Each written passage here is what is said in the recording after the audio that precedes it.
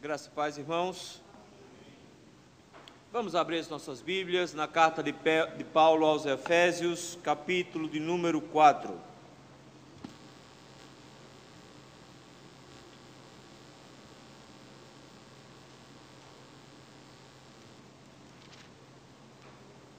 Carta de Paulo aos Efésios, capítulo 4, nós leremos a partir do versículo 1.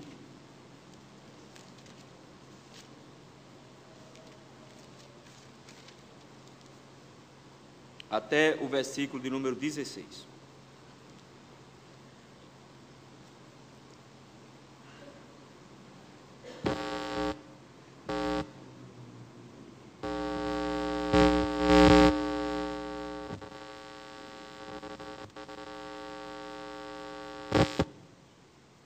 Melhorou.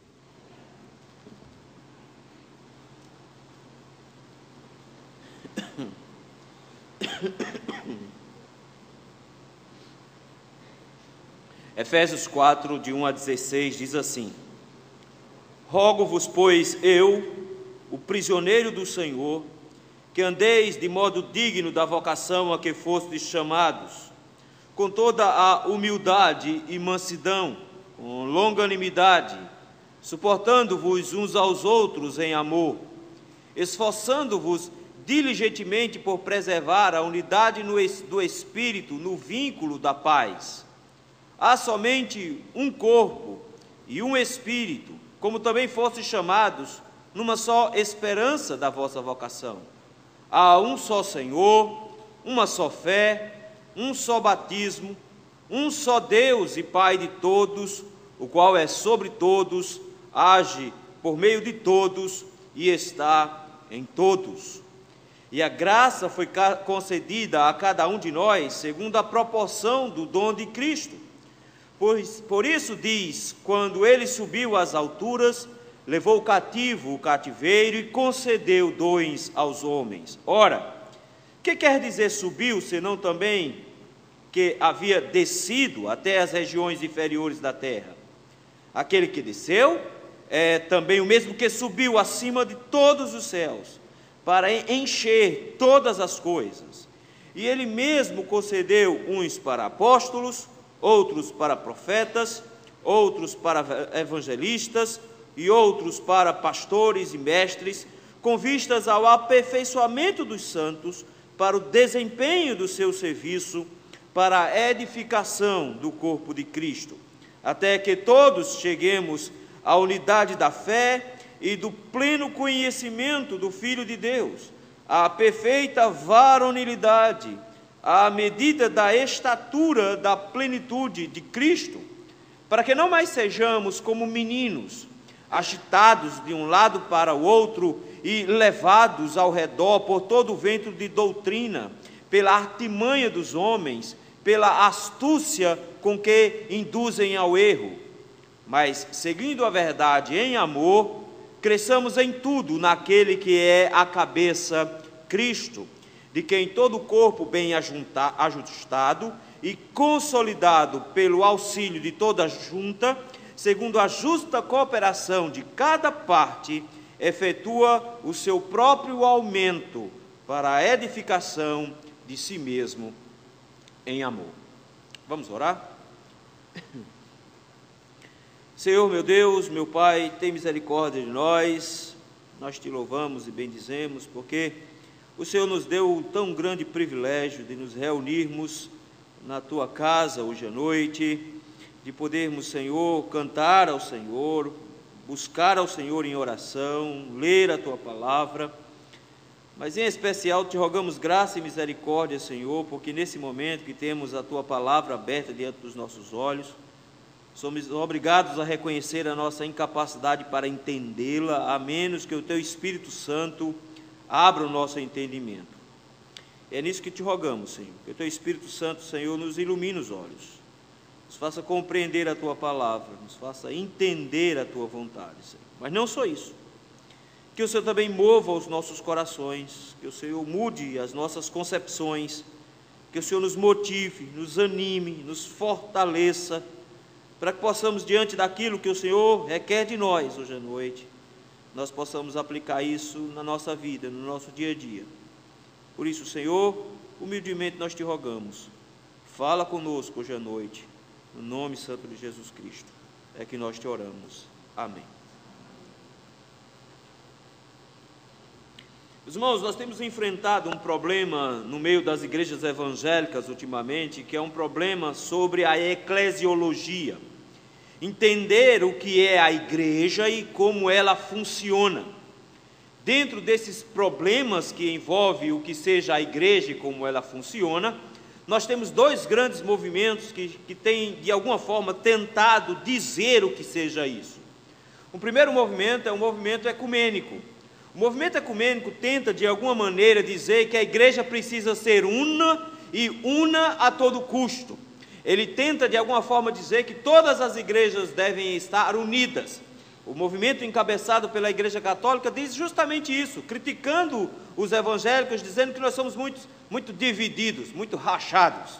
Mas a proposta é que todo mundo se una debaixo dela, debaixo da autoridade do Papa, e não debaixo cada um da autoridade de Cristo.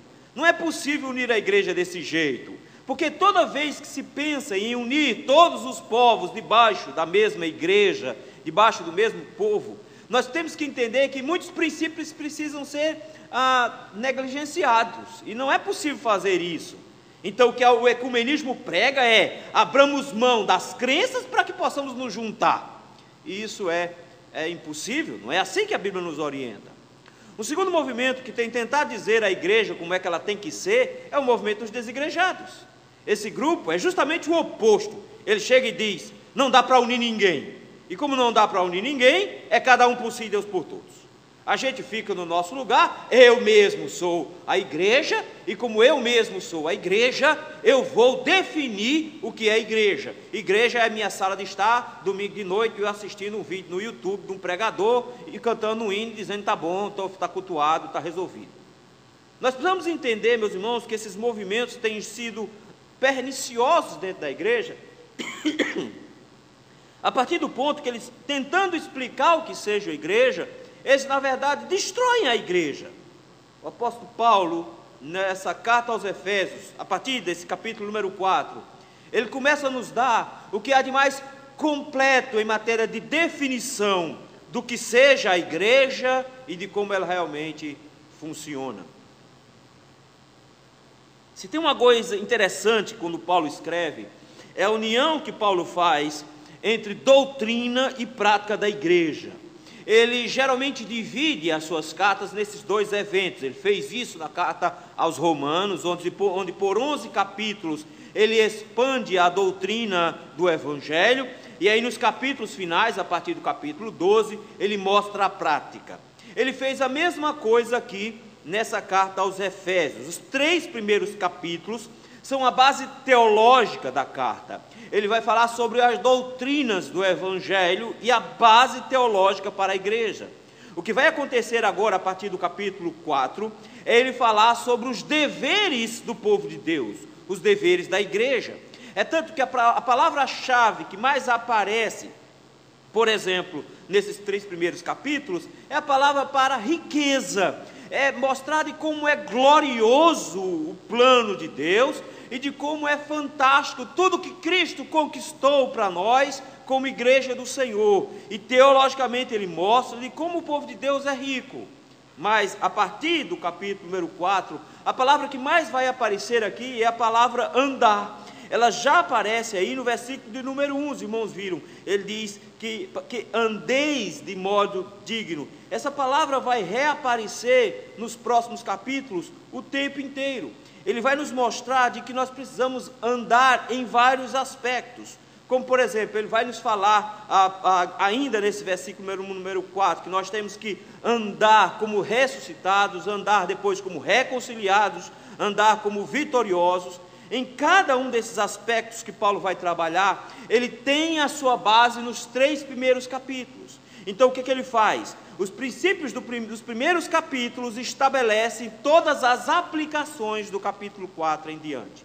De forma que o evangelho que ele anunciou, nos mostrando a graça do Senhor, de que Deus estava juntando gentios e judeus um mesmo povo, montando uma comunidade. Ele disse isso no capítulo 1, ele vai dizer agora no capítulo 4, como esse grupo, essa comunidade, formada por judeus e por gentios, deve se organizar.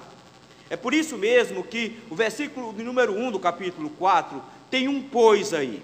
É como que dizendo, a conclusão de tudo que eu ensinei a vocês, a conclusão das doutrinas que eu levantei para vocês, é isso que nós vamos ver agora. De forma que as conclusões de raciocínio de um Deus que monta uma igreja se aplicam agora nos versículos que nós lemos de 1 a 16. Mas não só isso. Paulo começa o versículo 1 dizendo, rogo-vos. O rogo, esse pedido de Paulo, traz consigo não só uma solicitação para a igreja, mas traz juntamente consigo toda a autoridade de Paulo como apóstolo. Nota, ele diz, quem está rogando é o prisioneiro no Senhor, é aquele que está preso agora, mas que está preso por causa do Evangelho, por pregar o Evangelho, aquele que tem autoridade para pedir alguma coisa para a igreja, e a igreja não pode se negar a atender essa solicitação. Paulo começa dizendo, o que eu tenho a pedir a vocês é algo importante, vocês têm a obrigação de me obedecer. O que é que ele quer que a igreja faça? Ele diz assim, eu quero que vocês andem de modo digno da vossa vocação com a qual vocês foram chamados. Diz, vocês foram chamados para serem integrantes da igreja, vocês foram chamados para fazer parte da igreja, e a igreja de Cristo precisa entender que o seu comportamento, onde cada membro tem uma parte a desempenhar, precisa ser encaminhada.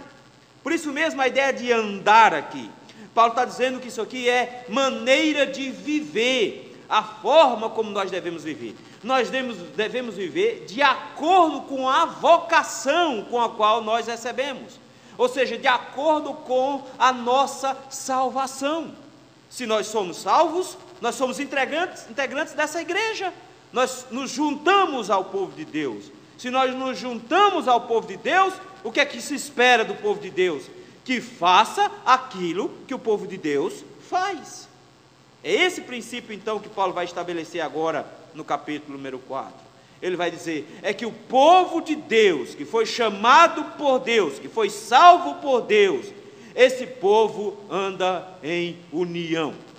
Ele vai então nos falar de que a igreja de Deus é una, que existe uma unidade no meio do povo de Deus, que independente de haver várias denominações, independente de haver vários grupos reunidos em vários lugares, a igreja do Senhor é só uma, e que a igreja do Senhor precisa manter unidade.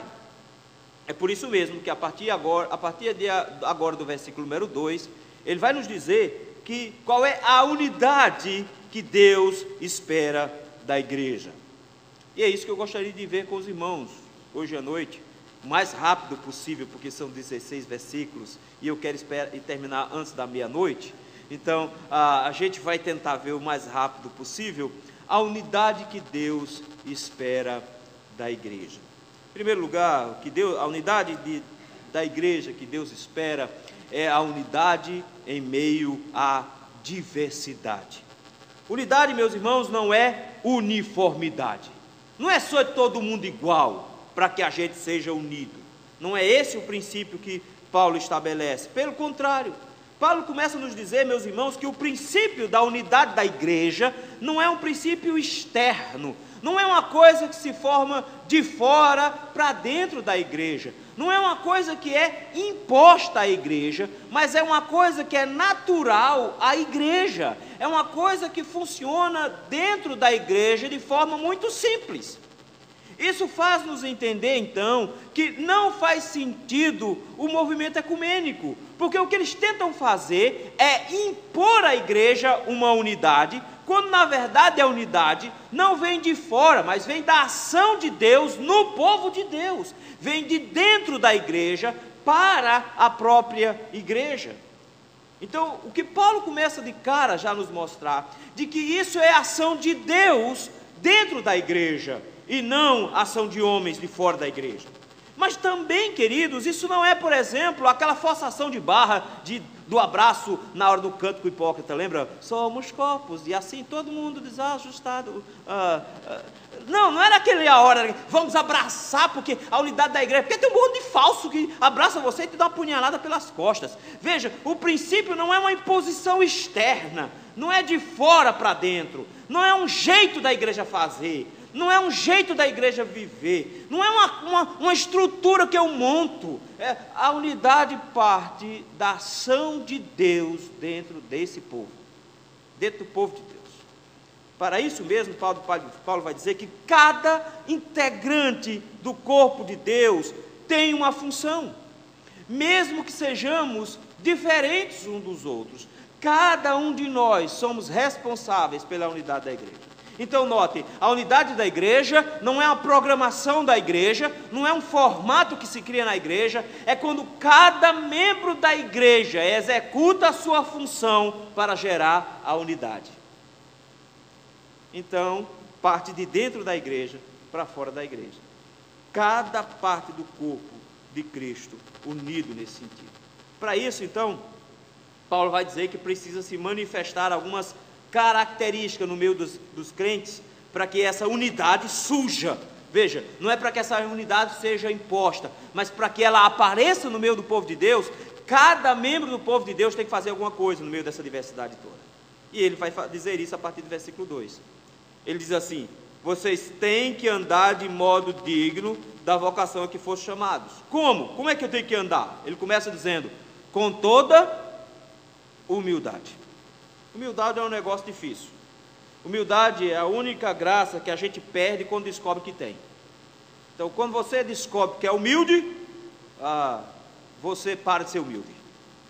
E humildade, meus irmãos, não tem nada a ver com aquele negócio de vestir roupa fraca, roupinha velha, furada, rasgada. Não tem nada a ver com não se maquiar, com usar cabelo grande. Não tem nada a ver com isso, não. Maquiar, na verdade, meus irmãos, a humildade tem a ver em entender quem realmente nós somos.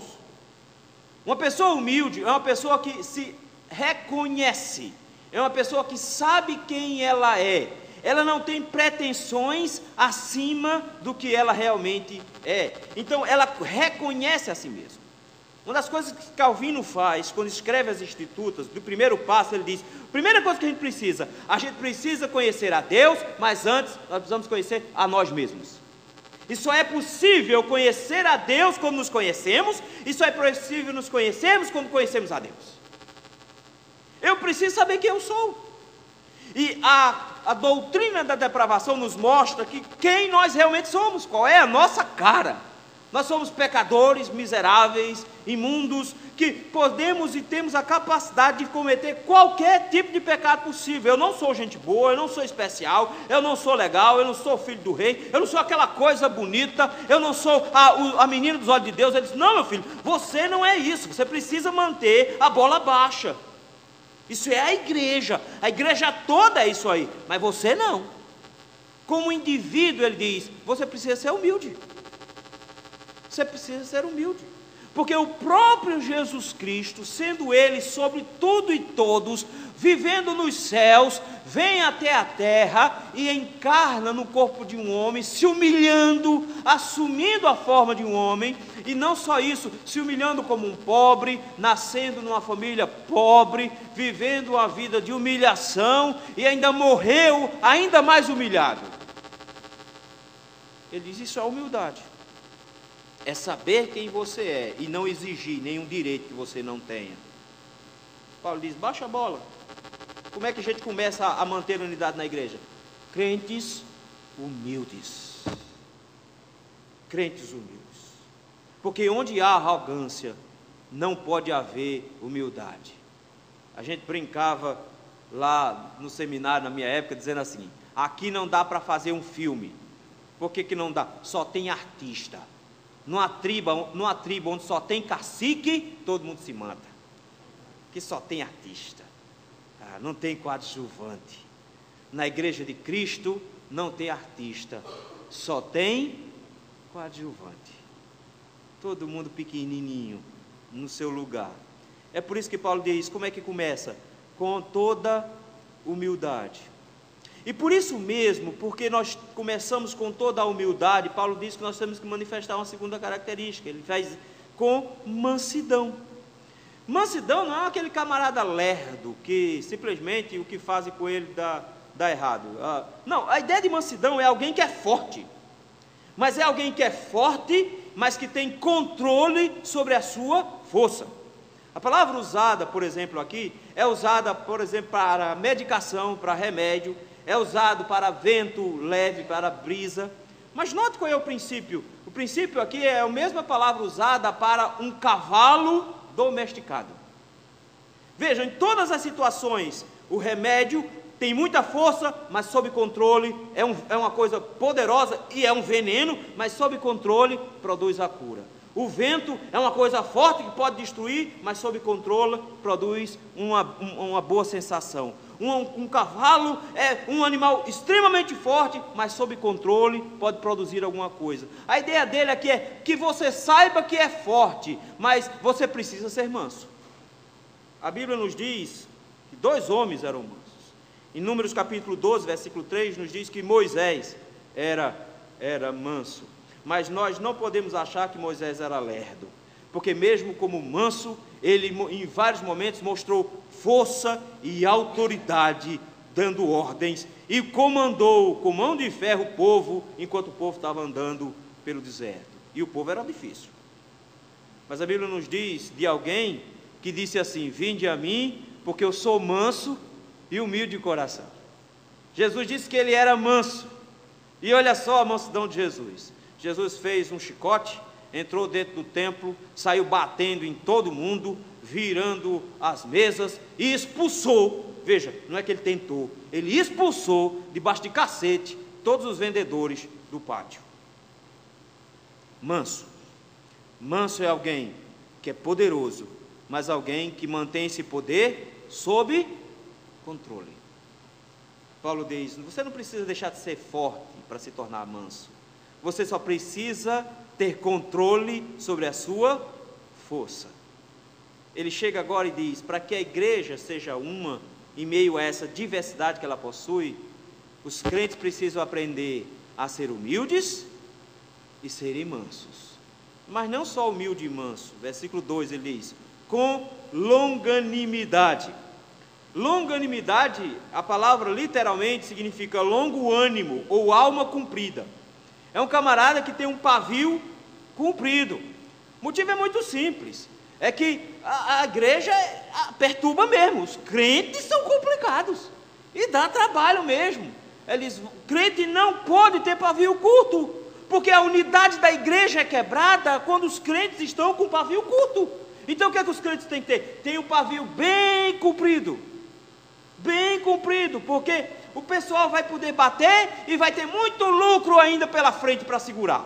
Vai ter muita coisa ainda que você aguenta. Então, meu irmão, não se preocupe, estique esse pavio, porque você precisa de alguma forma suportar todo mundo, aguentar todo mundo, que é a próxima característica. Paulo diz: você tem que ter paciência. Tem que ter paciência com as pessoas, porque o povo é chato mesmo. O povo atrapalha você. Igreja é isso mesmo. Paulo diz: para que a gente mantenha a unidade, então, você precisa saber quem você é, você precisa ser humilde. Além de ser humilde, você tem que entender que a sua força tem que estar sob controle, você não pode ficar reagindo de todo jeito, não. Não é porque você é forte que você vai estar atacando todo mundo, não. Segura isso aí. Pelo contrário, você tem que ter um pavio comprido, você tem que ser longânimo, você tem que ter paciência. O texto diz: suportando-vos uns aos outros, ou seja, aguenta o irmão chato. Aguenta ele, suporta ele, porque por várias vezes o pressuposto que Paulo está levantando aqui vai ter hora que os irmãozinhos vão ser insuportáveis, eles vão comer o seu juízo. Aí Paulo diz: você precisa de um pavio comprido para aguentá-los, você tem que aprender a aguentá-los, suportá-los. Faça tudo isso, olha o final do versículo, em amor. Como é que eu consigo manter a humildade? Quando eu amo o meu irmão.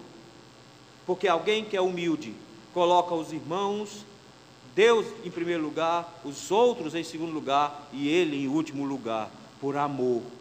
Ele ama a Deus, ele ama a igreja do Senhor, e por isso ele se coloca em humildade. Ele não fica retrucando todo mundo. Ele é forte, mas ele não precisa bater em ninguém. Mas não só isso, ele tem paciência com todo mundo, e ele vai muito devagarzinho, aguentando todo mundo, suportando todo mundo, em amor. Paulo diz: tenha paciência. Ah, pastor, isso é difícil. É claro que é difícil. Quem disse que era fácil? É por isso, versículo 3: esforçando-vos diligentemente. O Paulo usa aqui um modelo, a forma como o verbo se apresenta, é de você constantemente lutar, insistentemente, diariamente pela unidade. Paulo diz: o que nós temos que fazer é todo dia brigar, insistir pela unidade, para preservar a unidade do Espírito. Paulo diz: o que eu preciso fazer? Eu tenho que ser persistente, eu tenho que continuar todo dia. Ah, hoje consegui, que bênção. Amanhã, tenta tudo de novo. Amanhã de novo eu tenho que mostrar a humildade. Amanhã de novo eu tenho que ser manso. Amanhã de novo eu tenho que ser longânimo. Amanhã de novo eu tenho que ter paciência com os irmãos. Amanhã de novo eu luto tudo de novo, porque Paulo diz que a unidade da igreja só existe quando o povo da igreja quer ser unido. Notou porque é que a igreja de Corinto tem tanto problema? É porque eles não querem se esforçar para ser unidos. Eu vou te dizer uma coisa: a unidade da igreja só existe quando os membros da igreja se esforçam para serem unidos. Paulo diz: é com muita diligência, todo dia, esforçando-se diligentemente por preservar a unidade do Espírito. Mas olha como é que ele termina a última graça: no vínculo da paz. O que é que nos une? Essa ideia de vínculo é interessante, porque é a cola que nos une, a cola que nos junta um ao outro. O que é que nos prende um ao outro? O que nos prende um ao outro, Paulo diz, é a paz. É a paz que nos une. Essa paz não vem naturalmente, essa paz vem por meio do esforço. Ele diz: então o que é que você tem que lutar, meu irmão? Lute para que todo mundo esteja unido em paz. Paz conquistada com muito esforço e sacrifício próprio. A gente tem que se sacrificar para conseguir manter a paz. Os crentes são unidos por meio da paz. É interessante porque em Colossenses capítulo 3, versículo 14, Paulo vai dizer que nós somos unidos pelo amor. Mas ele já falou que o amor é esse vínculo no versículo 2. De forma que a paz é uma produção do amor. A igreja de Cristo tem que suportar as angústias e agruras de termos irmãos diferentes dentro do mesmo corpo, mas em amor. Por causa do amor, nós vamos manter a unidade, vamos nos manter unidos uns aos outros. A unidade que Deus espera da igreja é uma unidade, mesmo quando todos nós somos diferentes. Mas cada um de nós é responsável por fazer alguma coisa para que essa unidade se estabeleça. O que nos leva, meus irmãos, ao segundo aspecto. A unidade que Deus espera da igreja, em segundo lugar, é uma unidade que é adquirida por meio de Jesus Cristo. Versículos de 4 a 6. Essa unidade não pode ser adquirida por meios humanos. Não é um formato humano. Porque ninguém consegue ser humilde 24 horas por dia. Ninguém consegue ser manso 24 horas por dia. Uma hora você vai ter estressado. Ninguém consegue ser longânimo 24 horas por dia. Um dia você perde a paciência. Ninguém consegue suportar todo mundo o tempo todo. Uma hora você explode. O que te leva a ter forças para fazer isso, Paulo diz, é porque você é um regenerado. Ele agora, meus irmãos, vai usar uma imagem muito interessante a partir do versículo de número 4. Ele diz: você é um em Cristo. É por causa de Cristo que você tem que fazer isso. Porque se for depender dos irmãos, você não tem paciência. Se for depender dos crentes, você não vai aguentar ninguém. Se for depender dos outros, meu irmão, você não consegue. Mas Paulo chega agora e diz: não, os cristãos têm uma forma bíblica de enxergar essa unidade. Eles são um, não porque eles gostam todos um do outro, eles são um porque Cristo juntou todo mundo no mesmo lugar. Foi Cristo que nos uniu. E se Cristo nos uniu, a ideia de Paulo tem alguma coisa especial nisso aí. É por isso que a partir do versículo de número 4, o apóstolo Paulo vai nos mostrar algumas realidades básicas sobre a igreja, para que a gente entender como é que faz povos tão distintos, gente tão diferente ficar junta. Paulo diz: todos nós ficamos juntos, sabe por quê? Porque há somente um corpo. Não há dois corpos de Cristo. Não existe gêmeos siameses de Cristo. Não dá. Só tem um corpo. Ele está dizendo que Cristo então juntou todos nós diferentes, cada um do seu jeito, num corpo só. Então nós temos que aprender a conviver, porque nós estamos em um único corpo. Essa imagem Paulo usou também em 1 Coríntios capítulo 2. Lá ele disse: cada um de nós somos diferentes, e as partes do corpo são distintas, mas nenhuma parte do corpo pode dizer para a outra: eu não preciso de você. Todas as partes do corpo são necessárias. Ele diz: a mão não pode dizer para o pé: eu não preciso. Ela precisa, porque a mão não vai poder sair, a não ser a mão lá da família Adams. Ela precisa de pés. Paulo diz: não dá, meu filho. O corpo é todo diferente, mas todo mundo precisa de todo mundo. É um corpo só. Só existe um corpo de Cristo. Ou você está nele, ou você está fora dele. E se você está nele, você tem que estar junto dele, com todo mundo ligadinho ali, cada um diferente do outro, mas todo mundo junto. Ele diz: não só isso, não é um só corpo, ele diz: é também um só Espírito. O Espírito Santo, meus irmãos, vai ser apresentado aqui de forma que ele é o que nos une. Olha o versículo 3, ele diz: é a unidade do Espírito. Foi o Espírito Santo que nos colocou dentro do corpo. Foi o Espírito Santo que nos trouxe para o corpo. E o que é que junta o corpo todinho? O que junta o corpo todinho é o Espírito Santo. Só existe um Espírito. Então veja, o irmão chato que está do teu lado, ele tem o mesmo Espírito Santo que você. E o que junta você ao irmão chato do seu lado é que o Espírito é um só. Aí ficou todo mundo olhando para o chato do lado, né? Eu vi. O Espírito Santo, meus irmãos, é o que nos une. Paulo diz: não existe dois Espíritos Santos, o seu e o meu. O povo de Deus só tem um Espírito Santo. Não só isso.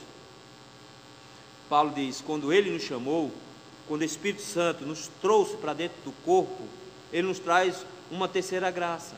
Ele diz: ele nos trouxe versículo número 4, como também fossem chamados numa só esperança da vossa vocação. Diz: só tem uma esperança do nossa salvação. Só tem uma esperança. Sabe qual é a esperança? É a promessa de Cristo que Ele voltará para buscar a sua igreja. Essa é a esperança do crente. É nisso que está baseada a nossa vida. Essa promessa maravilhosa que Deus nos dá, que o apóstolo descreveu no capítulo 1, versículos 13 e 14, essa promessa da salvação final e eterna. Paulo diz: é essa promessa que nos une. Sabe por quê? Você está indo no mesmo caminho que o seu irmão, esperando a mesma salvação final que ele. Não há motivos para a igreja estar desunida. Não há motivo. Porque todo mundo está no mesmo corpo, todo mundo tem o mesmo espírito, todo mundo tem o mesmo alvo. Todos nós fomos chamados para uma salvação final e mantemos essa mesma esperança. O dia em que Cristo vai rasgar os céus e vai aparecer para buscar o seu povo. É essa a esperança dos crentes. Paulo diz: a gente se mantém nisso. É por isso mesmo que ele continua no versículo número 5 dizendo: há um só Senhor. A igreja de Cristo só reconhece uma única autoridade. É Cristo que há de vir buscá-la. E esse Cristo que é a esperança deles, esse Cristo que deu a promessa a eles, é esse Cristo que manda neles. Note, meus irmãos, ele diz: só existe então uma cabeça. Não existe um monte de cabeça na igreja de Cristo. Só existe um Senhor. Só existe um que manda. É Cristo. Mas não só isso. Paulo diz: não só um só Senhor, mas também uma só fé. Tem duas posições aqui, os comentaristas se dividem. Um grupo chega e diz: fé aqui é corpo teológico, corpo de doutrina. É o que Judas vai colocar, por exemplo, lá no versículo número 3, a fé que uma vez foi entregue aos santos. Então ele está dizendo, só existe um corpo teológico de doutrina, mas outros comentaristas dizem, não, ele está falando de que só existe uma base para nos ajustarmos a esse corpo, que é a fé em Jesus Cristo, a confiança que nós temos nele, a confiança que nós temos em nosso Senhor. Seja qual for a posição que você coloque, seja de corpo teológico ou seja dessa confiança, a confiança só vem quando eu conheço o corpo teológico. E a base do corpo teológico é o firmamento que me leva a confiar mais no Senhor. Então estão interligados. Ele diz, o povo de Deus está unido porque só existe um alvo da crença e só existe uma só crença. Todo mundo crê igual, todo mundo crê em Jesus. Todo mundo crê nele. A igreja de Cristo está unida, porque a igreja de Cristo crê em Jesus Cristo. Mas não só isso. Ele chega agora e diz, um só batismo. Alguns comentaristas dizem que ele está falando do batismo com o Espírito Santo, onde o Espírito Santo desceu sobre todos esses crentes. Mas ele já falou lá em cima que o Espírito está em nós, há um só Espírito. Talvez o que ele queira falar aqui é simplesmente batismo mesmo. A maneira como os crentes são introduzidos no corpo visível de Cristo, na igreja visível de Cristo, é por meio do batismo. Paulo diz, e isso que nos une. Todos nós entramos na igreja pelo mesmo jeito, pelo mesmo caminho. Todos nós entramos por meio do batismo. É por isso que a igreja presbiteriana, mesmo que não pratique outras modalidades de batismo, aceita. Nossa modalidade de batismo é a aspersão. A gente pega água e joga na cabeça. Mas os batistas, os assembleanos, pentecostais, imersão. Coloca o pessoal dentro d'água e afunda. Nós, não tem problema, pode vir, a gente recebe, a gente vai rebatizar você não. Mas se for por efusão é quando o camarada entra dentro d'água e o outro fica jogando água nele, só. Não, tudo bem. Contanto que você tenha sido batizado com água e não com qualquer outra coisa, cachaça, vinho, negócio, está servido. Eu acho que até água de coco serve. Contanto que você tenha sido batizado com água, no nome do Pai, do Filho e do Espírito Santo, e não na presença de ídolos, você é meu irmão em Cristo. Paulo diz, isso nos une. O nosso batismo nos une. Nós temos o batismo só. Batismo com água em nome do Pai, do Filho e do Espírito Santo. Ele diz, você é meu irmão em Cristo, nós só temos um batismo. Mas olha como é que ele termina. Ele termina, diz, um só Deus e Pai de todos. Agora ele fecha a questão. Ele diz, só tem uma família. E Deus é o pai dessa família. Deus é o pai dessa família. E Deus, como pai dessa família, está sobre todo mundo. Ele está acima de todos nós. Então, em outras palavras, quem coloca ordem na casa é Deus, Pai. É por isso que ele termina o versículo 6 dizendo assim, e um só Deus e Pai de todos, o qual é sobre todos, age por meio de todos e está em todos. O que é que mantém essa igreja unida? Paulo diz, é porque Deus habita em nós, e Deus age na igreja por meio de nós, e é Deus quem manda em cada um de nós. Essas graças adquiridas por Cristo na cruz do Calvário nos introduzindo no corpo do Senhor, nos garantindo todas essas graças, nos mostram de que não existe graças distintas para os crentes. Todos nós estamos debaixo da mesma bênção adquirida por Cristo. Todos nós, da mesma maneira, estamos num corpo só, o corpo de Cristo. Todos nós temos um único Espírito, o Espírito que o Senhor nos mandou para o coração. Todos nós temos uma única esperança, Cristo voltar para nos buscar. Todos nós temos um só Senhor, Cristo é quem manda em nós. Todos nós temos uma só fé, nós só cremos em Jesus Cristo. Todos nós temos um só batismo, batizados pela ordem de Jesus Cristo. Todos nós temos um só Pai, filiados a Ele por causa de Jesus Cristo. Ele diz, a unidade da igreja tem que ser mantida, porque Cristo conquistou essa unidade. Foi uma conquista de Jesus. A igreja precisa entender isso. Se você não quer se juntar à igreja de Cristo, entenda, você não faz parte do corpo, você faz parte de outro corpo. Se você não quer se juntar à igreja de Cristo, você não tem o mesmo espírito que a igreja de Cristo, você tem outro espírito. Se você não quer se juntar à igreja de Cristo, você não tem direito à mesma esperança da igreja de Cristo. Você não tem Jesus Cristo como Senhor, você não crê nele como deveria, você não é batizado por ele e você não tem Deus como Pai. Não é possível gostar de Jesus e não gostar da igreja. Não é possível gostar de Jesus e não querer unidade com a igreja. Sair da igreja é sair do corpo, é largar a Cristo, é perder tudo que ele conquistou. Em terceiro lugar, meus irmãos, a unidade que Deus espera da igreja é a unidade adquirida pelo uso dos dons dentro da igreja. Versículo 6, Paulo disse: Deus é o Pai de todos, Ele está sobre todos e Ele age por meio de todos. Quando Paulo coloca o princípio de que Deus age por meio de todos, ele precisa explicar como é que Deus age por meio de todos.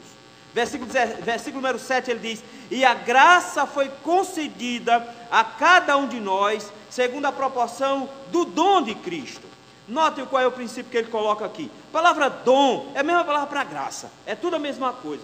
Em outras palavras está dizendo, a graça foi concedida a cada um de nós, segundo a proporção da própria graça. Deus nos deu graças, Deus nos deu bênçãos com a qual nós podemos servir ao corpo de Cristo. Como é que ele fez isso? Paulo então saca o texto do Salmo de número 68, no versículo de número 8. Paulo saca o Salmo 68, versículo 18 e diz, olha só o que aconteceu, olha o que Cristo fez. Por isso diz lá o texto, quando ele subiu às alturas, levou cativo o cativeiro e concedeu dons aos homens. O que é que o Salmo quer dizer lá? O Salmo diz o seguinte, que quando Deus tirou o povo do Egito, Deus levou o povo do Egito, do cativeiro, até o Monte Sião, e no Monte Sião, Deus subiu o Monte Sião, levando ali o cativo e o cativeiro. Os cativos somos nós, eu e você, nós somos os conquistados. Ele diz, ele nos levou, e quando ele nos apresentou agora, nessa vitória plena dele, da salvação que ele nos adquiriu, ele nos transformou, cada um de nós, em abençoadores, em propagadores da sua graça. Paulo pega esse versículo lá de trás, onde Deus subiu o Monte Sião, depois de tirar o povo do Egito, e levou esse povo como cativos, e acabando de vez com o cativeiro, Paulo diz, isso é Jesus. Esse texto está falando de Jesus. Como assim, Paulo? Versículo 9, ele vai explicar o versículo. Ora, quem quer dizer subiu, senão também aquele que havia descido até as regiões inferiores da terra? Paulo diz, você precisa entender esse versículo. Quem subiu foi Jesus Cristo, ele foi assunto aos céus, ele está sentado à direita de Deus Pai, ele tem um nome que está acima de todo nome. Mas sabe por que ele subiu? Porque antes ele desceu, ele foi até a sepultura, ele foi morto, ele morreu e foi sepultado, mas ressurgiu ao terceiro dia, e foi assunto aos céus e exaltado. Então notem, Paulo pega agora o sacrifício de Cristo, humilhação e exaltação de Cristo, e diz: essa é a base. Cristo foi exaltado, Cristo foi assunto aos céus, e aquele que desceu é o mesmo que subiu acima de todos os céus. Cristo é exaltado para encher todas as coisas. Cristo está nos céus e foi para os céus para encher todas as coisas. É por isso que ele chega para os discípulos e diz: não saiam de Jerusalém, eu vou subir, eu vou ser assunto aos céus. Não saiam de Jerusalém, até que do alto sejais revestidos de poder, e recebereis poder ao descer sobre vós o Espírito Santo, e sereis minhas testemunhas, tanto em Jerusalém, como em toda a Judéia, Samaria e até os confins da terra. Paulo diz: quando Cristo sobe aos céus, no dia de Pentecoste, ele concede dons aos homens. Paulo diz, é o Salmo 68, 18 que ele está falando aqui. Cristo desceu à sepultura, subiu aos céus, e ele subiu aos céus para encher todas as coisas. E no versículo 11 ele diz, ele deu dons à igreja. Eu preciso fazer uma distinção aqui entre dons e talentos naturais, porque os crentes confundiram esse negócio. Na década de 90, mais especificamente, segunda metade da década de 90, surgiu aqui no Nordeste um negócio chamado rede ministerial. A rede ministerial basicamente pressupunha que a igreja, ao invés de dividida, por exemplo, em sociedades internas, deveria ser dividida em ministérios. E os dons deveriam ser a base para juntar os crentes para o trabalho. A proposta era boa. A ideia é, temos que ter uma lista de dons para que a gente consiga se encaixar. E aí vamos para a Bíblia para procurar dom para o povo. Aí você descobriu que cantar é dom. Cantar é dom. E se cantar é dom, quem tem voz bonita na igreja recebeu um dom. E se receber um dom, recebeu um ministério. Aí surgiu o ministério de louvor. Aí descobriram que até dançar é dom. Porque tem gente que tem as quatro duras, não dança.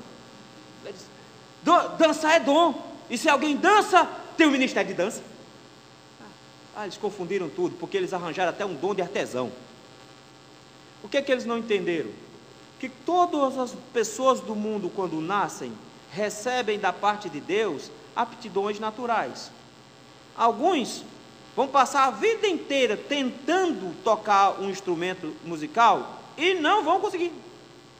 Então, meu irmão, não tem jeito, se não deu, não deu. Vai ficar aquele negócio, aquela Rebeca batendo, vai fazer o quê?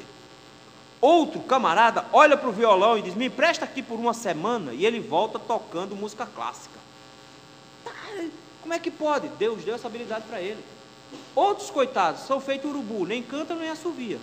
Outro já nasce parecendo um roxinol, completamente afinado, com as notas tudo certinha, uma voz bonita.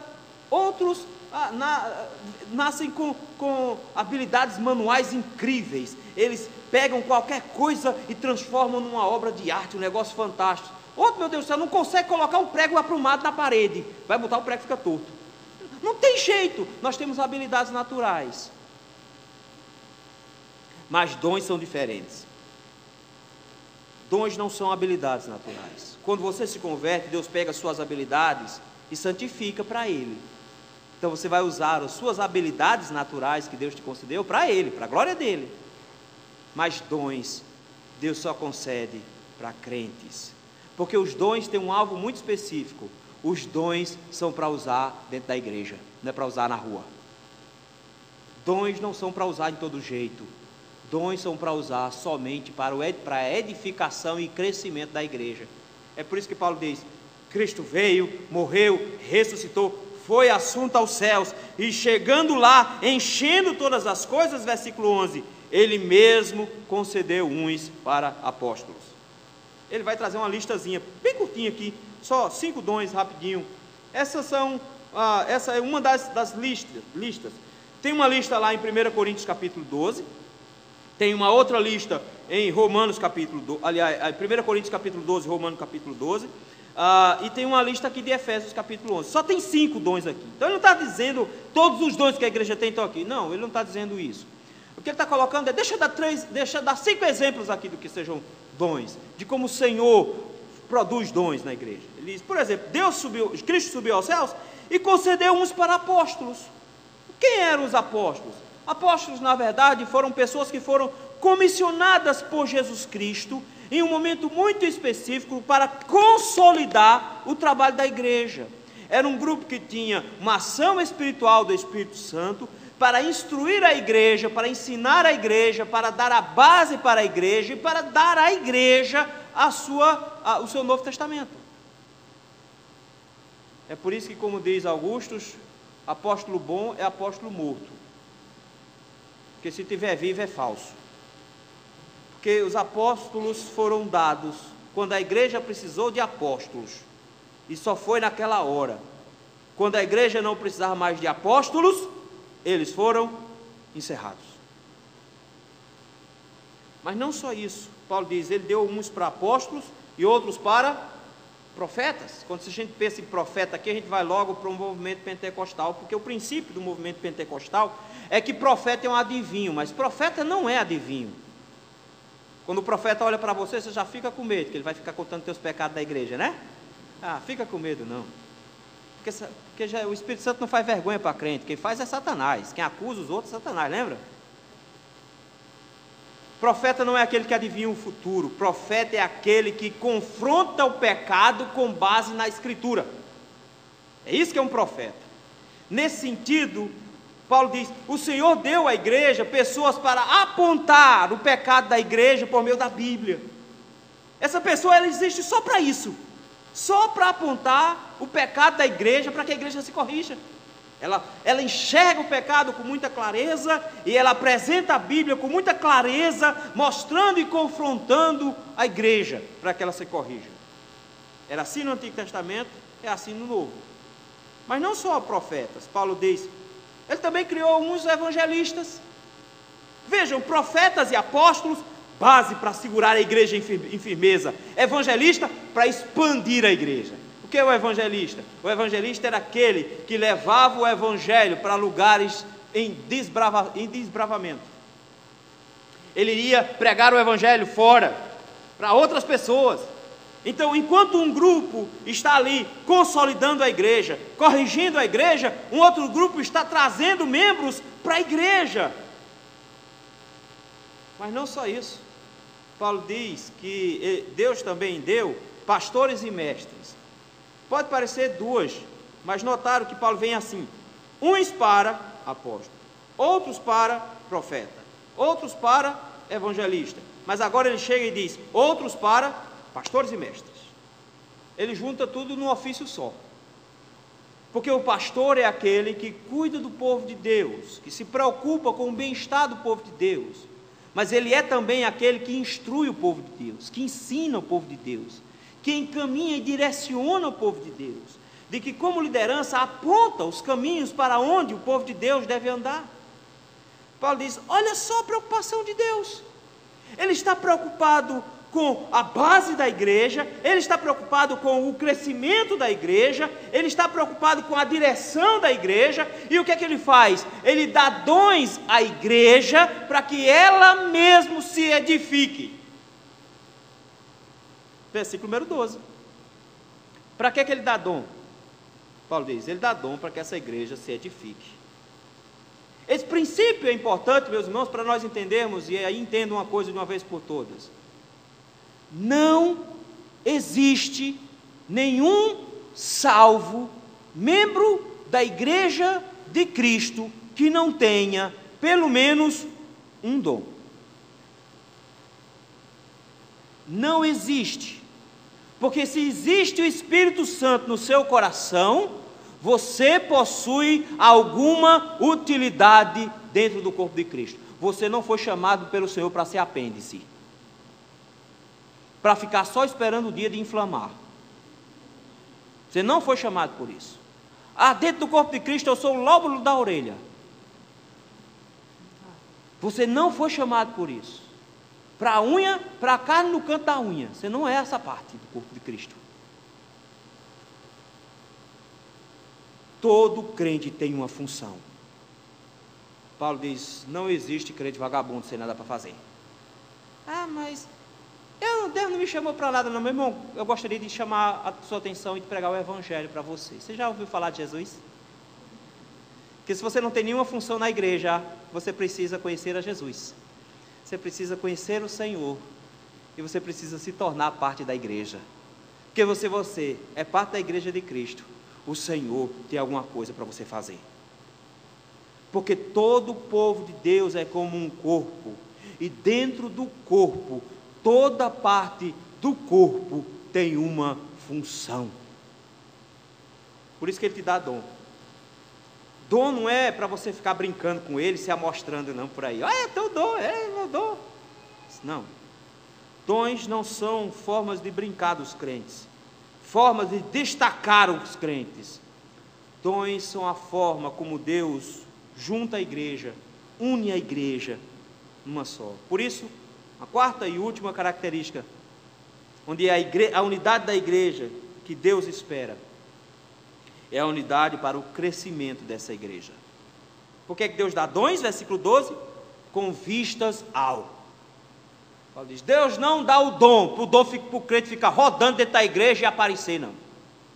Deus não dá um dom para o crente ser reconhecido dentro da igreja. Deus não dá um dom para o crente se tornar famoso dentro da igreja. Deus dá um dom, porque a igreja do Senhor precisa de dons. Como é que ela precisa de dons? Paulo diz assim, ela precisa de dons, porque ela precisa se aperfeiçoar.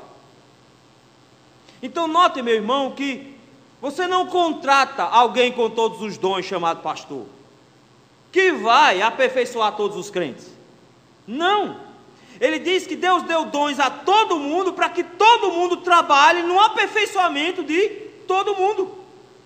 Então todas as pessoas da igreja têm pelo menos um dom, para trabalhar dentro dessa igreja, para que todas as pessoas dessa igreja sejam aperfeiçoadas. Paulo diz, os dons na igreja são com vista ao aperfeiçoamento dos santos. Foi para isso que Deus deu dons na igreja. Não é uma pessoa que tem dom e ajuda o resto a se aperfeiçoar. Ele diz, é todo mundo ajudando um ao outro. Por isso, querido, se você não ajuda, você só se torna um atrapalho. Tijolo no meio de uma obra que não está no muro, não está na parede, está no chão, para você tropeçar. O texto é muito simples, a igreja do Senhor está sendo construída, e os dons são para manter essa igreja unida, fazendo com que essa igreja se ajuste e se aperfeiçoe a cada dia. É para isso que os dons estão lá. Paulo diz, estão lá para evidenciar esse crescimento.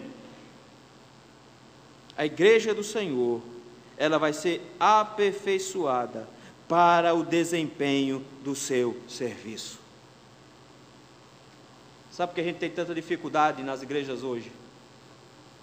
É porque nós temos um grupo pequeno de liderança, levando uma igreja nas costas de vagabundos.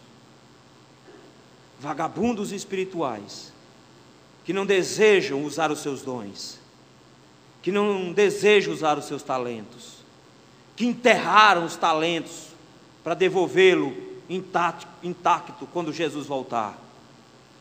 Mas eu tenho que lembrar você, que o servo que enterrou o talento na parábola, tomou uma baita de uma surra, e foi expulso da presença do seu Senhor. A igreja de Cristo não é um lugar onde todo mundo fica esperando ser servido. A igreja de Cristo é um lugar onde cada membro tem alguma coisa para fazer para o Senhor, e precisa começar a fazer. Não interessa quantos dons você tem. Pastor, eu queria ter o dom de pregar. Não tem não, meu irmão? Qual é o dom que você tem? Arrumar cadeira na igreja, está ótimo. A gente precisa, olha as cadeiras desalinhadas. Chega cedo na igreja, começa a ajudar aqui. Ah, pastor, eu não tenho muito dom não, eu gosto de conversar com as pessoas, e eu descobri as necessidades das pessoas e supri as necessidades da pessoa. Ótimo, você tem um dom de diaconia, que bênção, a gente está precisando de diácono na igreja. Mas é impressionante que a gente faz uma eleição com três vagas, mas só tem 2 candidatos, porque não tem diácono na igreja. Ninguém tem dom para ajudar ninguém. Está tudo tranquilo. É o crente 3S, salvo, sentado e satisfeito, esperando Jesus voltar, sentado na poltrona na sala, com a boca cheia de dentes escancarada. É assim que a gente quer que Jesus volte. Tá bom, Senhor, agora estou sentado aqui, já estou no povo de Deus, volta logo, estamos aqui esperando, está demorando. Paulo diz: o povo de Deus recebeu dons, porque Deus quer que sua igreja cresça. E a igreja não cresce por causa de uma liderança, a igreja cresce quando cada membro do corpo de Cristo se empenha no aperfeiçoamento dos santos para o desempenho do seu serviço. Mas não só isso, para a edificação do corpo de Cristo. Sabe como é que a igreja de Cristo é construída? Quando cada membro da igreja executa os seus dons, quando cada um faz a sua parte. Ah, pastor, mas veja só, é porque eu não tenho tempo. Ok, meu filho, se você não tem tempo para o Senhor, fica à vontade. Fica à vontade. Agora eu vou dizer uma coisa para você. Ele também não vai ter tempo para te salvar lá no final, não. Você vai ser rejeitado do mesmo jeito. Que se você não tem o Senhor como seu servo, você escolheu o Senhor, você escolheu outro Senhor para a sua vida. Você está gastando o seu tempo no outro canto. Pode estar gastando seu dinheiro, seu tempo em arranjar dinheiro. E se você está gastando seu tempo todo em arranjar dinheiro, o seu Deus se chama Mamon, você serve a ele e vai na esperança que tenha uma passagem para vender para o céu. Vou logo adiantando, tem não. Vai levar uma conta bancária recheada para o inferno. Porque preferiu servir às riquezas do que servir a Deus. E não dá para servir a 2 senhores. Ou você aborrece um ou aborrece o outro. Não dá para servir a 2. É por isso que você não tem tempo. Você não tem tempo para vir para o culto porque você está querendo ganhar mais dinheiro. Você está querendo viver melhor. Não confia no Senhor que Ele pode suprir suas necessidades. Precisa trabalhar 24 horas por dia para isso. Por não confiar no Senhor. Paulo diz: a igreja de Cristo precisa entender que ela será edificada quando o povo de Deus se erguer para trabalhar. Mas não só isso. Sabe o que mais? Olha aí, versículo número 13. Ele diz: essa igreja vai ser estável, até que todos cheguem à unidade da fé, o pleno conhecimento do Filho de Deus. Ele diz: essa igreja, ela vai começar a entender a vontade do Senhor. Ela não vai estar preocupada com charlatões. Ela não vai estar preocupada com falsos mestres, com falsos ensinos. Ele diz: porque quando a igreja do Senhor executa os seus dons, tem gente dentro da igreja para ensinar. E quando tem gente enviada por Deus para ensinar, essa igreja vai chegar à unidade da fé, conhecendo plenamente a Jesus Cristo. E nós conhecemos a Jesus Cristo por meio da instrução, por meio do ensino, por meio do estudo da palavra. E quando nós tivermos uma igreja que conhecer a Jesus Cristo, essa igreja que conhece a Jesus Cristo, vai imitar a Jesus Cristo. Ela vai se tornar madura, versículo número 13. Ela vai adquirir maturidade. Igreja só é imatura quando os dons da igreja não estão sendo usados de forma adequada. É por isso que Paulo chega para a igreja de Corinto e diz: que estranho, vocês têm tantos dons, mas são um bando de menino? Para que serve dom na igreja? Para que vocês aprendam sobre Jesus Cristo e, aprendendo sobre Jesus Cristo, se tornem maduros na fé. Aqui à altura, a perfeita varonilidade. Sabe o que é perfeita varonilidade? Homem adulto completo. Não é moleque não, de calças curtas. Não é um gaiato. Não, é um homem de verdade, que entende suas responsabilidades, que entende suas obrigações, que leva a sério a vida. Ele diz: vocês vão atingir essa maturidade. Como assim? Ele diz: à medida da estatura da plenitude de Cristo, vocês vão se esforçar para ser tão maduros como Cristo. É isso que vocês vão fazer. Sabe para quê? Para que nós não sejamos levados, versículo 14, por todo vento de doutrina, agitado, feito um bando de meninos. Vocês precisam crescer na fé. Igreja que é agitada por cada pastor que passa por ela, Igreja que é agitada por cada movimento novo que se criou, que quer uma coisa nova para cada instante, que fica angustiada por qualquer revistinha gay que aparece, que fica, ai Jesus, ai Jesus, ai Jesus. Ah, meu filho, teu filho está vendo coisa pior lá na Netflix, você nem viu ainda. Paulo diz, a igreja que é madura não vai ser agitada por todo tipo de situação, feito um monte de menino doido, correndo para cima e para baixo, sendo levado por todo o vento de doutrina. Ah, o chip, lembra do chip? Não é todo vento de doutrina, artimanha de homem, astúcias que induzem o erro. A igreja de Cristo, ela foi chamada para crescer, para se fortalecer, para ser madura, para deixar de meninice, de brincadeirazinha, de picuinha, de briguinha, de rixazinha. Ai, eu estou com raiva de fulano, porque fulano postou um negócio no Facebook e eu não gostei. Você acha que tem céu particular, é? Você acha que no céu, o céu é tão grande, você nunca vai encontrar ninguém? Recife é desse tamanho, todo mundo se acha. Vai lá no centro da cidade para ver. Você vai ter que aprender a ser maduro finalmente, para que você consiga ver que não pode ser carregado por tudo quanto é canto. Como é que a gente consegue isso?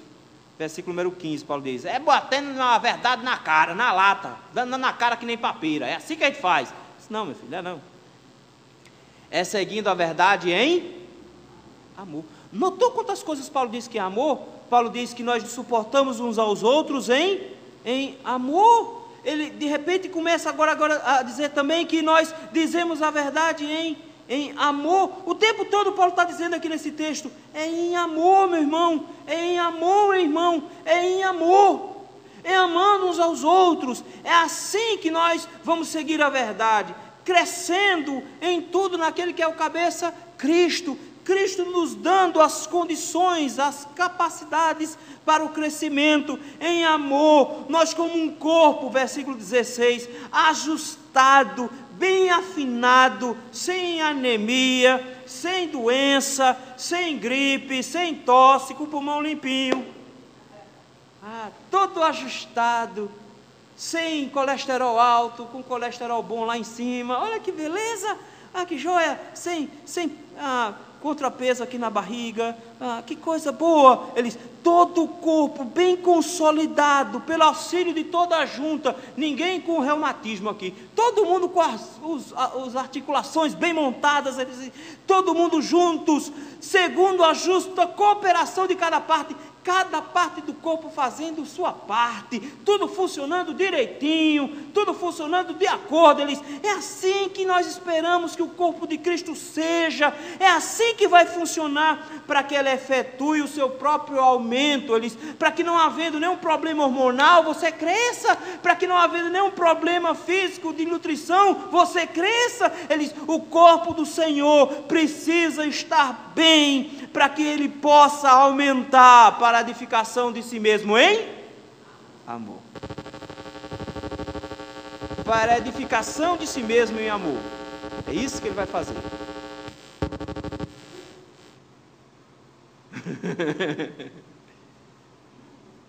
Em amor. Paulo diz, é esse corpo que a gente almeja. É esse corpo que a gente espera encontrar. Porque no final das contas, é para isso que a igreja existe. Ela tem que ser una, para que ela possa amadurecer e crescer. É assim que funciona. A igreja precisa ser una. Queridos, alguns desafios são dados para nós aqui. E alguns desafios, alguns deles até difíceis. O Senhor nos convida, hoje à noite, a repensar qual é o seu papel dentro do povo de Deus, dentro da igreja. E como você tem contribuído para a igreja do Senhor. Se você é um peso morto que está sendo arrastado para o céu, está sendo levado pelo restante do povo, eu vou te dizer uma coisa, a igreja não leva ninguém para o céu não, só Jesus. Ou você está dentro do corpo, ou você é objeto estranho agregado ao corpo, você é uma verruga. E vai ser tirada. Precisamos entender de uma vez por todas, meus irmãos, que nós precisamos mudar o nosso comportamento. Se nós queremos a igreja una, está na hora dos crentes aprenderem a serem humildes. O Senhor nos convida à humildade, para que a humildade nos leve à mansidão, para que a mansidão nos leve à longanimidade, para que a gente suporte os irmãos da igreja, para que nesse suporte nós nos esforcemos todos os dias para ter paz na igreja, para não ter briga na igreja, para não ter confusão na igreja, porque o povo de Deus é um só. Nós só temos um corpo, nós só temos um espírito, nós só temos uma fé, nós só temos um só Senhor, nós só temos um só batismo, nós só temos um Pai, nós somos um. Então, se nós somos um, só vai todo mundo ou não vai ninguém. Nós precisamos urgentemente, meus irmãos, entender que eu não sou a igreja, eu faço parte da igreja, e como parte da igreja, nós vamos todos juntos.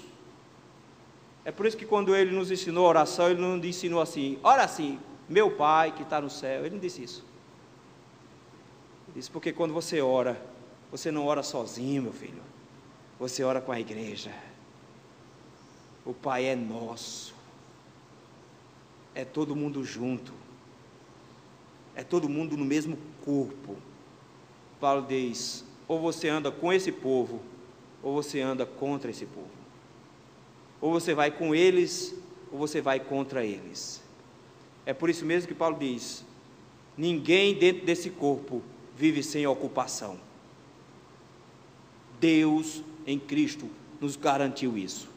Cristo veio, morreu, ressuscitou, foi assunto aos céus, e Ele está sobre todo o universo, governando tudo, e Ele lá do céu, com toda essa autoridade, deu um dom só a você, só um, e disse, use dentro da minha igreja, para a minha edificação. Quem está dizendo isso? O Senhor do universo te deu um dom, e disse, use. Você diz, me recuso, eu quero ficar em casa, eu quero ficar sentado aqui esperando o Senhor voltar. Essa sua recusa pode te custar caro. Paulo diz, porque a igreja de Cristo só é edificada quando os crentes resolvem trabalhar.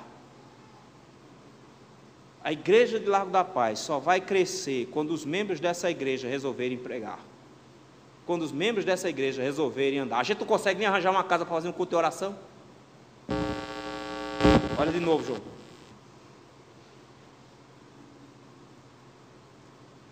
Se cada membro dessa igreja ganhasse uma pessoa para Cristo esse ano, a gente ia ter que alugar um galpão o ano que vem, porque nós íamos passar de 60 membros para 120, e não cabe mais 120 aqui. Mas nós vamos continuar esperando que outros façam o trabalho que é nosso. Terceirizar. A gente já paga um pastor e um seminarista, que eles façam.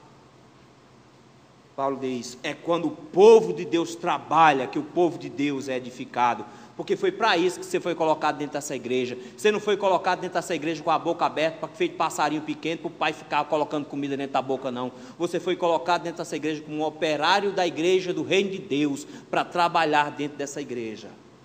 É por isso que tem uma igreja aqui na região metropolitana do Recife que é interessante. Você quer se tornar membro de lá e o pastor pergunta assim, o que é que você tem para disponibilizar para a igreja? Quanto tempo você tem para trabalhar para a igreja? E quais são as funções que você quer exercer dentro da igreja? Quero não, então você não serve para essa igreja. Como seria interessante isso? Você não serve para essa igreja, porque para o corpo de Cristo nós temos que nos edificar. E você foi colocado dentro da igreja do Largo da Paz, para usar o seu dom, para edificar a igreja, porque quem não trabalha na igreja, dá trabalho para pastor.